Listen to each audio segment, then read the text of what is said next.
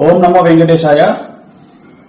So ఎన్నికల ఫలితాల గురించి దేశవ్యాప్తంగా మరియు ఆంధ్రప్రదేశ్ రాష్ట్రానికి సంబంధించి నేను ఇచ్చినటువంటి ప్రిడిక్షన్ లో నేను నరేంద్ర మోడీ గారి ప్రభావం తగ్గుతుంది అని చెప్పడం జరిగింది. అలాగే ఆంధ్రాలో జగన్మోహన్ రెడ్డి గారు గెలుస్తారు అని చెప్పడం జరిగింది.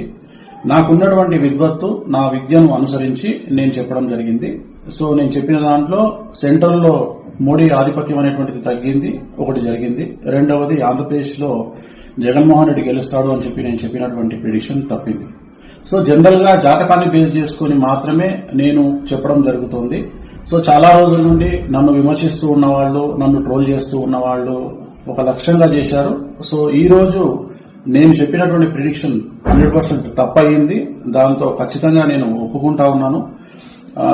సో ఇన్ని రోజులు నాతో సహకరించి నాతో ఉన్న వాళ్ళకి, అలాగే ఇక ముందు నన్ను ఫాలో అయ్యి నాతో ఉండే వాళ్ళందరికీ కూడా మంగళాకాంక్ష. ఓం నమో వెంకటేశాయ. సో ఎన్నికల ఫలితాల గురించి దేశవ్యాప్తంగా మరియు ఆంధ్రప్రదేశ్ రాష్ట్రానికి సంబంధించి నేను ఇచ్చినటువంటి ప్రిడిక్షన్ లో నేను నరేంద్ర మోడీ గారి ప్రభావం తగ్గుతుంది అని చెప్పడం జరిగింది. అలాగే ఆంధ్రాలో జగన్మోహన్ రెడ్డి గారు గెలుస్తారు అని చెప్పడం జరిగింది. నాకున్నటువంటి విద్వత్తు, నా విద్యను అనుసరించి నేను చెప్పడం జరిగింది.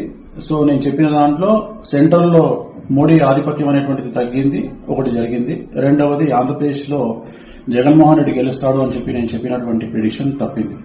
సో జనరల్ గా జాతకాన్ని బేస్ చేసుకుని మాత్రమే నేను చెప్పడం జరుగుతుంది. సో చాలా రోజుల నుండి నన్ను విమర్శిస్తూ ఉన్నవాళ్లు, నన్ను ట్రోల్ చేస్తూ ఉన్నవాళ్లు ఒక లక్ష్యంగా చేశారు. సో ఈ రోజు నేను చెప్పినటువంటి ప్రిడిక్షన్ 100% తప్పయింది. దాంతో ఖచ్చితంగా నేను ఒప్పుకుంటా ఉన్నాను.